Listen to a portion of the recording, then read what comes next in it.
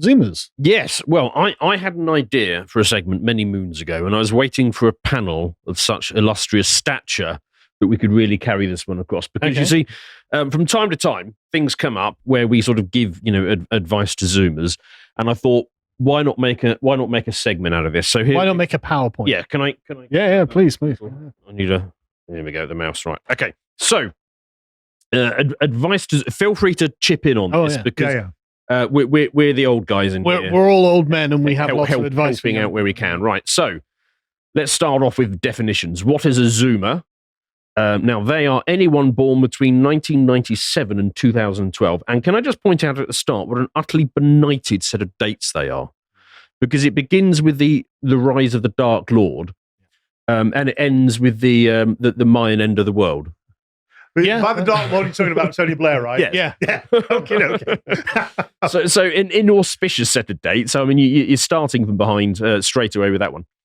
Just a quick thing there as well. Right. For the Zoomers who don't know, the 2000s, which is the 2000s sort of 2010 era, is the kind of high point of the nadir of our civilization. Yes. Like there's a certain kind of person who is nostalgic for the vapidness of civilization at that point, the emptiness. So I've seen these tweets going around. Well, does anyone remember the 2012 Olympics and how that was just the high point of like the modern paradigm? And it's like, and in a way, it was to them, but it was also just totally empty and totally thin and hollow is the only way I can describe it. The blood had been sucked out of the being; it just hadn't quite hit the ground at that point. Absolutely, yeah. The body just hadn't collapsed yet. Yes. So yeah, genuinely one of the worst periods in human history on a spiritual level. Yes, and beginning with one of the absolute worst periods in human history. So a benighted set of dates there. But anyway, that's Zoomers. But not the what.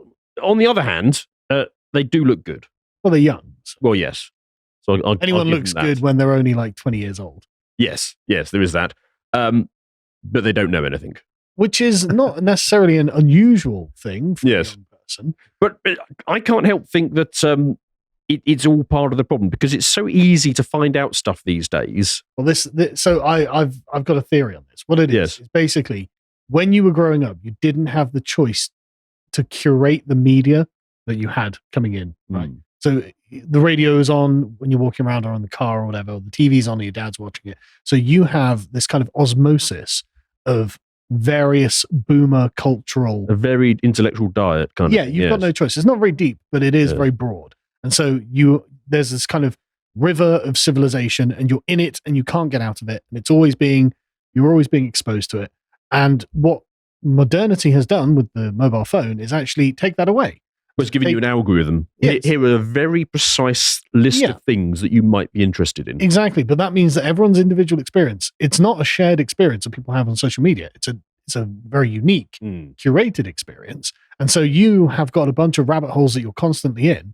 And so everyone's got these separate trickles of civilization that very rarely cross. Sometimes they will, but very rarely. And so there isn't the shared experience and the shared sort of inheritance. Like a mile deep and an inch wide exactly. interest kind of thing. But no. The difference is an inch wide and a mile deep now, right? Yes. So the Zoomers know everything there is to know about, like, Taylor Swift. God only knows one particular special subject, but they won't know anything about what happened yesterday. Yes. So, anyway. I just one quick one there. I think that generation don't understand the difference between information, or data and information, and knowledge. Oh yeah, because knowledge requires you as an active partaker of that knowledge. It's not something you just pull up on your phone, is it? And I think we've lost the struggle to gain knowledge that we had at school, having to trawl through libraries and books. Oh yeah, getting to know something was a struggle, therefore it stuck. So I remember when I was young, if I wanted to know something, you had to cycle to the library and read it. Yep. And if you couldn't find the answer, you basically just had to wait until the internet was invented and just remember the list of things that you wanted to know. Luckily, someone might say it in conversation, be like, oh, I need to know about that. But yeah, you had something called encyclopedias that were physical and you had to trawl through yourself. Yes, there's that, right. So, in the old days. Zoom, why are they unhappy? That's quite a good one. They can't own anything. I'm fairly sympathetic to that. Yeah, me too. Our generation and parents' generation basically just, I'll buy a house now. They can't do that. Well, I mean, wasn't that easy for our generation? Really? No, it wasn't. But at least it was. I mean, it was. We always thought it was a question of when rather than if. How? So they've got that. Hey, just on that question of ownership, I've seemed to have lost a lot of my love of music because being a subscriber to Apple, I own everything, which means absolutely nothing is special. Nothing anymore. is treasured. Nothing is treasured. Nothing's special anymore. Yes. I mean, I'm sure you guys remember the first CD. Yeah. Right. Mine was REM Automatic for the People. Right. It was just the very first CD I'd ever been able to purchase with my own money that I'd earned doing a paper round. And it was a physical thing, and I was thrilled about it. But the Zoomer can't have that experience. Yes. Everything's ethereal at this point. But they've you know, their first thing might be £5 a month to Spotify or something. But like you said, they've got everything. So there's nothing. The thrill of opening up an album. Yes. I mean, mine physically owning it and sharing it with your mates. Fantastic. Yes. But I'm trying to be sympathetic to them in this. Oh, I am. So they can't own anything. That's not. Every mistake that they ever make will be recorded in 1080p forever. And I tell you what, I'm so glad. Yes. So glad. Yes. So with our generation, mobile phones didn't exist. With our generation, when we did something particularly stupid, the only time you might hear about it again is a coded reference by your best man at your wedding. Yeah, that would be it. Where with these guys, every stupid thing is just indexed and ready to be called up at a moment's notice forever. Which is a bit of a negative. I mean, I'll give them that. Which of course, is why the police promote soccer accounts, isn't it? Yeah. Yes. But that is a genuinely harrowing thing. Yes. And another thing, all that is good is being destroyed around them. Yep, that's true. I mean, they never got to experience a better world. Yeah. That's the thing about, like, you know, sort of Callum. Yes. People his age, they don't remember when the world was good. Yes. And they don't realize that something has been lost. It's always been terrible as far as they can remember. It's like, no wonder you're so bloody gloomy. I would be too. And also, no wonder why you're so irreverent, right? No wonder you don't take anything seriously. So what would I take seriously here? Everything is terrible. Why would I take any of this seriously? It's like, what, great question. Actually. Yes. So I'm not unsympathetic to them in the slightest, because those are all bad things. However, they do have beyond their control. They do have some positives. Right. So, number one is they are never, ever bored. I'm not sure that's a positive. Oh, they're always bored. Yeah. I think they're always bored because they don't grapple with anything long enough. Boredom is a concept that... But what they are is distracted. They're distracted. They're Magnolia whitewashed humans. That's possible. So when you say bored, they're never lacking for stimulation, which I think is true. Yeah. But also, I'm not sure that's a good thing. I think that's a bad thing. I think the good things happen when you're bored. So when we were lads, we'd often have to sort of sit around for like an hour or two, trying to think of something to do. Exactly, but that is brain power that you're actually using. I mean, the average Zoomer now is like, I don't need to think about anything. Scroll. 5 hours have passed. Now I need to go to bed. We're outside quite a lot. Yeah. So you were out there actually building your body, you were building your mind, you were building friendships, you were building tree houses. You know, you were building things, you were making things that didn't previously exist come into existence.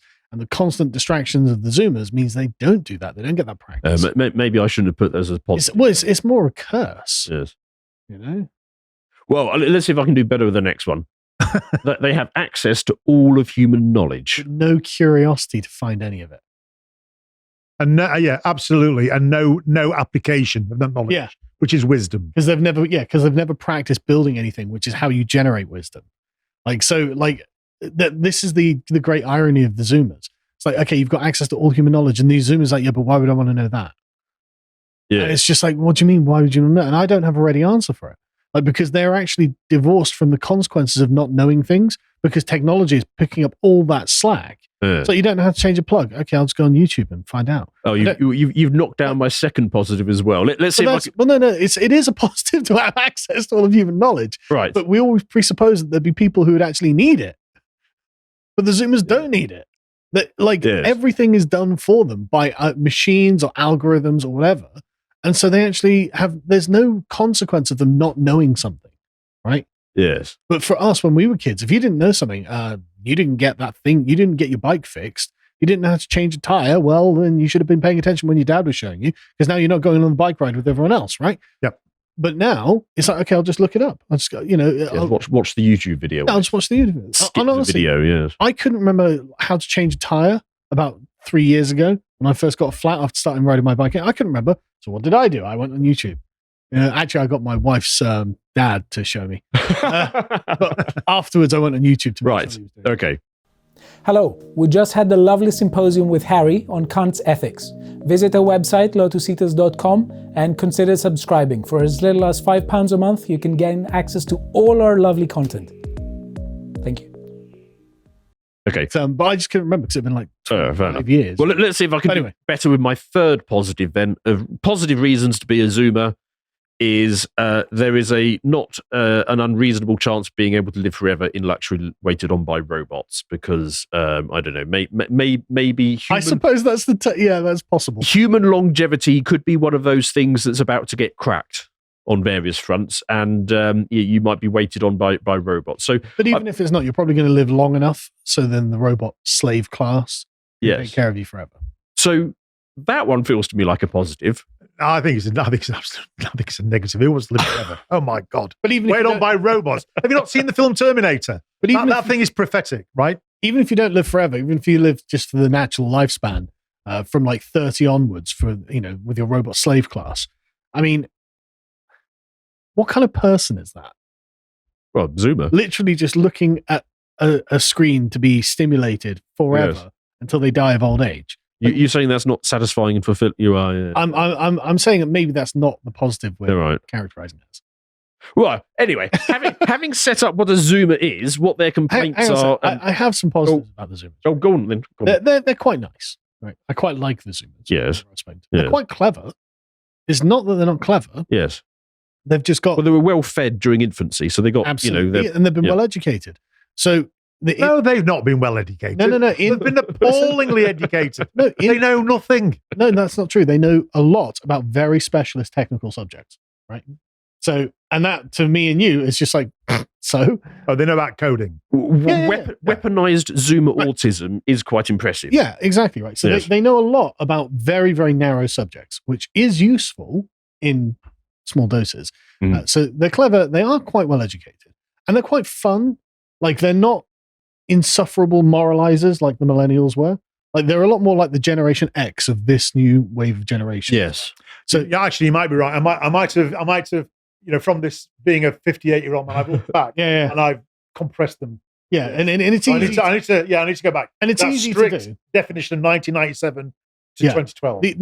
These guys are not bad people. They're just a product of their time, which is awful. Which is an awful time. Yeah. And so they've got to live with the burden of having no attention span or things like this, or only having an attention span for one particular subject that they can't stop being autistically obsessed over. Yes. But they're not bad people or anything. No.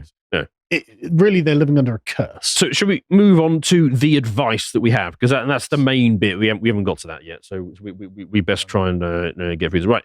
Advice number 1. Social skills, I think, are the primary skill. And a social skill cannot happen on the internet. No, it can't. So I'm always reminded of there was a business I was sort of looking to invest in. I didn't in the end, but it basically consisted of two sides. One side, a bunch of guys with like 2 PhDs each, very clever, and then a bunch of white boys who were the salesmen. Right. And there's like a mini civil war in this business because the white boys were getting paid twice as much as the guys with the 2 PhDs. Yeah. Because social skills are just genuinely useful absolutely everywhere. Yeah. Now, I'm not saying that you should not do your PhD and go down the pub instead. What I'm saying is you should do both. I mean, there was actually one guy in this business who had both the technical skills and the social skills. And he's winning. And he was the CEO. Yeah. Got paid more than all the rest of them put together. Yeah. But I think social skills are wildly underrepresented or undervalued. Oh, totally. Yeah. Totally. The social skills you are right, primary, and they don't happen on the internet. It's just the most important. Yes. And they don't happen working from home either. No. They don't. No. You need to get your ass on the underground or in your car or walk or whatever. Get to the office and rub up against other people.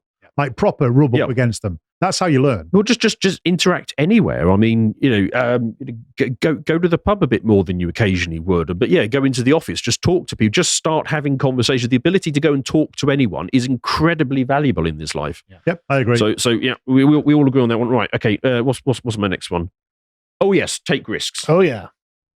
Yes. Risks are fun. Always take risk. Now, I'm not talking. I mean, I'm talking about sensible risk. I'm not talking Calculated risk. Yeah, I'm not talking about barebacking across Sierra Leone or something. I'm talking about business risks or putting yourself out there or doing something like that. Now, pretty sure you guys are going to agree with that one. I agree. Even something as mundane as exposing yourself to an idea that you think you might disagree with. This whole concept of safe spaces. Yes. Oh my God, is there any worse concept on the planet than a safe space? I'd rather be in hell than in a safe space. I'm just thinking of a time when I was about 9 years old, and a bunch of us had managed to climb on top of this garage.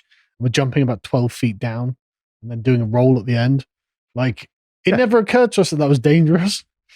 I mean, it was pretty higher in this house, and we jumped down, and then you just rolled to save your ankles.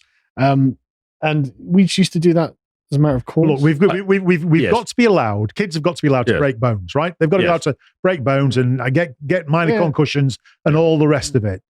Yeah. Because that's what life is like. Yeah. So I was primarily thinking about like quitting your job and starting something new rather than jumping off a roof. But it's something that goes through your whole life. But you are right. Yeah. Just if you're worried that you can't do it, well, you won't know until you try. You may as well give it a go. Yes. Probably won't destroy you. Yes, and it is very easy to lead a boring, safe life by just doing the sort of thing that's in front of you or the thing that you're expected to do. It's only by taking risks that you really set yourself up for success. Yes. And also, if you just stay within the lines that have been mapped out for you, you're basically a pet. You're a wage slave at best. It's worse than being a wage slave. You're basically a domestic animal. Yes. So that's why I left the police, 25 years ago, was because I didn't want the security of being told what to do. I wanted to go out. Well, I wanted to go and make some money, and I wanted to be the boss. I wanted to be in charge, so that any mistakes were my mistakes. And you can only achieve that by taking a risk. And I bet no way could I have fought my way up through. Not really through sort of the layer upon layer of hierarchy. Because you've got to learn to play the game, right? You've got to learn to play. And I like no chance. I want to be at the top. Yeah. And then I'm already there. I don't have to push through any middle management. I'm already at the top. If you do it that way, you become some kind of creature that kind of slivers up the ranks rather than anything else. But no, you've got to go your own way. You've got to take your own risks. But also, it's kind of like you're inseparable from the institution if you do that as well. Correct. As in, you can't live outside of whatever it is you've snaked your way up. Institutionalized. Yeah. And I can't stand that, to be honest. Right. Next one. Appreciate your elders. Now, I didn't really appreciate this point until I myself became an elder, a bit more elderly. But no, this one is important. So if you're lucky enough to still have grandparents around, do have a conversation. Yeah. Do talk to them. There's a kind of knowledge that can only be learned by doing. And that's what they have. Yes. You don't have that. You can't have that because one of the key components of that kind of knowledge is time. And you just haven't accrued the time. And it's not possible for you to have done so. Well, and just hearing about the place and the culture that you come from and the lineage that you come from and the way things, there was enormous value in just sitting. And it's one of those things, if your grandparents are still alive, that you just think to yourself, well, I'll just do it next week. But eventually those extra weeks do run out. So I think there was great value. And it is one of those things that you tend to only appreciate once the opportunity has passed. So I agree. But I think that's one of the problems is that it's quite acceptable to demonstrate intolerable ageism and dismiss our generation as Nazis, as people who. Yeah, this police officer, in fact, one of the things that he said to me was that he's looking forward to the culling of my type by virtue of our age. That's not the kind of language that we want to hear from anybody, let alone a police officer. So I think you're absolutely right. We need to appreciate our elders, but I think there's a dismissal of eldership. Yes. I do, and that was very typical of the Maoist regime as well, wasn't it? Oh, yeah. Absolutely. Turn on your elders. Yep. It all comes down to the year zero thinking. But basically what Zoomers need to take away from this is that wisdom is something that can only be accrued by time, and that's what old people have, is actually they have wisdom. Yes. Right, next one. Let's see if this one's going to be... where are we? Oh, yes. Beware women. Now, I'm just kind of... We're all married, by the way, so...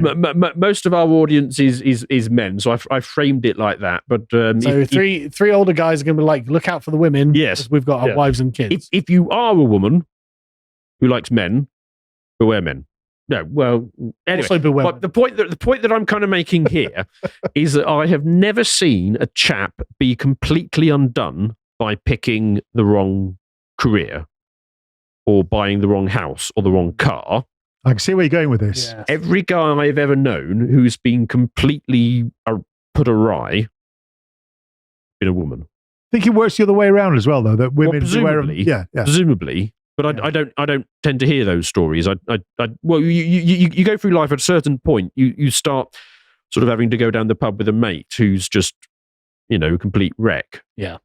Because he's picked the wrong woman and it's all gone wrong. I actually read Hesiod's Works and Days the other day, and he's 2,000 years ago. This was still just as true. There's nothing better than a good wife, and there's nothing worse than a bad wife. Literally, it's a tale as old as time. So choosing your wife will be important. The only problem here is I don't think I've got any good advice as to how you do that. Well, it depends on who you are and what you're looking for, doesn't it? But someone who actually loves you and isn't going to screw you over, good luck, consumers. It took me 3 attempts. But I'm there now. Good. 20 years of absolutely grand. So it's not easy, is it? No. Picking a suitable I got lucky first time round. I think you got lucky first time round as well. But it's probably not normal. Yes. Well, my first 2 wives got unlucky with their choices. That was the problem. That's the truth. Yes. But my point broadly is that people always say that your biggest financial decision is your house. It's not. It's your wife. It's your wife. Yes. And quite often the way I see this go wrong is basically some chap marries somebody with a different propensity to consume or to show off. Yeah. So I know guys who worked really bloody hard, brought in quite a lot of income, and it's never enough. Yeah. So yeah. Well, one thing to remember is it's not just love that makes a marriage. Actually, yes. And only temperaments. Only love can actually destroy a marriage. So yes, perhaps that and bagging off. Yeah, lots of things. But no, when someone says, "Oh, I love you," and then their actions don't match their words. Oh yeah. Then anyway, right. Next, related to that point, is associate wisely. Now, when you are a young person, you just kind of tend to get who you get, don't you? I mean, you just hang out with people. Yeah, the people from your school, your family, and so on. I think one of the key lessons of growing up is that you want to be a bit more discerning about those people that you spend your time with. Yes. And if they're the wrong people, sort it out. Oh, you don't want to be with, I tell you, the thing that I can't stand being with is energy drains. Negative people who only ever see the worst, the glass is half sort of empty types. Can't be doing with them. I cut them off. Yes. Last of my 3 weddings, we only had people there who I would knock about with as mates. Like everybody else not interested. Yeah. I'm very, very picky about who we knock about with. Also, anyone who just commits crimes regularly. Don't hang around with criminals. Occasional, okay.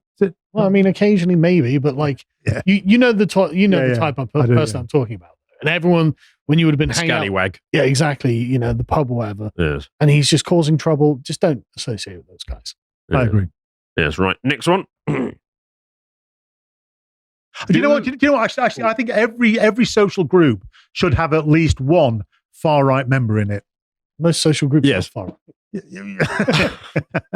right. Openly far right. Yeah. Right. Number 6. Do what you enjoy. So don't go off, chasing what you think will make money or what your parents think you should do. I would say do what you enjoy, because whatever it is that you're doing, you're going to be doing a lot of it. Yeah. And you really don't want to hate getting out of bed in the morning, Monday to Friday.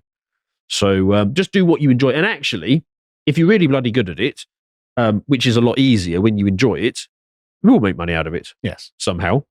It just kind of works like that. But, whether you end up, owning the company that does the thing, or you just get really good at the thing, whatever it is. I agree with that. Yeah. But do what you enjoy. Right. Commit to your task. This is one that you're going to have problems with because of your lack of attention span. But this matters. Yes. Well, for me, there is nothing more pathetic when you encounter people who do things half-heartedly. I agree. That is the seed of its own destruction. Yes. You get nowhere doing Yes. it half-heartedly. Got to be all in. And you just waste your time as well. Yes. Wasted half the time you put into it. No, I don't care what it is. It could be milking goats or serving tables or doing database entry. If you don't commit to doing your task and doing it properly, and you might think, well, Dan, you don't understand. This is just a job for me. Well, It's just a job for me too. change it then. Yeah. Do something else. Do something that you can apply yourself. But there was honestly nothing more odious to me than people who just half-heartedly don't like it. Don't like it at all. Right. Second one. Travel. This is important. Travel, yes. Go anywhere else in the world and you'll realize that most of what we talk about here is just complete and utter bullshit. You'll get a sense of perspective by traveling. I mean, to pick the thing that is always on the mind of Westerners, and it's something like racism. Just go and have a conversation with somebody anywhere else in the world about what they think, and you'll be given such a different, stark perspective to the one that you get here, and it will be on all things. Yes, it will teach you to value what actually matters. You much of a traveller, Harry? I'm very much a traveller. Absolutely. And I think all young people should travel because they would be absolutely shocked to discover that equality and diversity out in the world beyond our shores is not quite what they think it is. No, it is not. It really isn't. There is a healthy hatred amongst peoples and tribes and groups and counties and states. Well, and they don't think of it as hatred. They just think of it. This is just how the world is. Exactly. Yes. Well, it's what I said before. It's that positive sort of natural hate. When we go along to a football match, part of the fun is watching the skill. But the vast majority of the fun comes from expressing your tribalism, your tribalistic hatred over the other side and the other side's colours and the other side's songs. It's human. It's natural, and providing it's managed, and it operates within certain civilized parameters, it's all very good. Yes, and it's not just that. It's just that there were certain things that you should travel around the world people just don't have, and a lot of the time you realise, actually, you don't actually need it either. It teaches you to value those things that you do actually need, such as family and connection and all the rest of it, and not so much stuff you don't. Right. So let's go on to number 9. Learn about money. I've got a very simple point here. The average person will spend about 90,000 hours working over the course of a 40-year career. Now, if you were to learn a little bit about money, about how to use debt, how to make investments, how to be a bit smarter about your money, and, to put some maths on this, let's say you invested 10% of your income at 5% a year, you could shave off 26,000 of those hours and still get to the same place at the end of it. So, I don't know anything about money. Rather than throwing yourself at something which hopefully you enjoy, but you can get a significantly better outcome just by learning a little bit about money. Because it is half of every transaction. It is what we basically spend all of our time working for, because it is that sort of universal medium. So just understand how it works. Understand debt and debasement and inflation. If you understand those simple tools, then you'll just have a much simpler time of it. Would you include things like Bitcoin in that? Yes, I'd say so. Yeah. Well, that would be a good way to get your bit of a return. I know absolutely nothing about Bitcoin. Well, that brings me then to my most important. There we go. If you subscribe at lotuseaters.com, you can learn about money with my Brokenomics series and also philosophy, which we touched on with Stelios, and history with Bo, as we mentioned. I mean, this is definitely the most important one. Well, I think I was building to something important there. And what else have we got? We've got contemplations with Josh, which is about all sorts of things. Epochs. Yes, I mentioned epochs. Yes, epoch, and we got book clubs and all sorts of things. So there you go. If you want to be a good Zoomer, follow this list. If you appreciated that segment from the podcast of the Lotus Eaters, you can go to lotuseaters.com to get access to all the premium content that's on the site, such as the Brokenomics series, this episode on What Can You Ever Own? If you'd like to find out what else has been put out, you can follow on Twitter at LotusEaters_com on Twitter. Thank you and goodbye.